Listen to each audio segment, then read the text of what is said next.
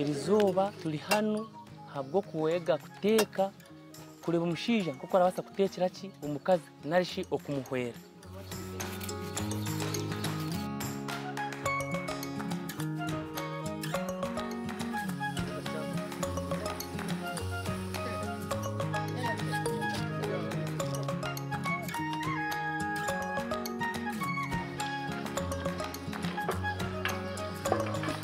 As Jesse, we are using the male engage approach, whereby we are encouraging men and training the role model men to also train their fellow men in helping their wives in doing household chores, which involves cleaning, cooking, fetching water, and constructing kitchen for these women.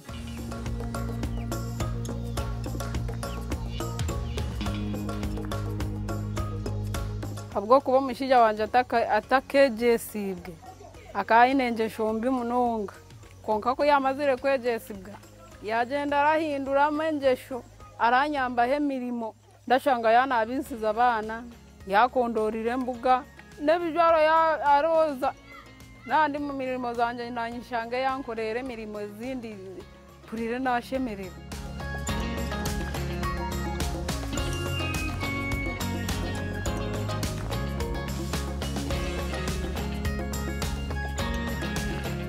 Baramanya umushi atakatahanizi umushi atakashenya ejo mirimo n'abakazi wajikora umukazi buri araba yakujogamuka kandi kindi umukazi barateka rasa kuva akurogire.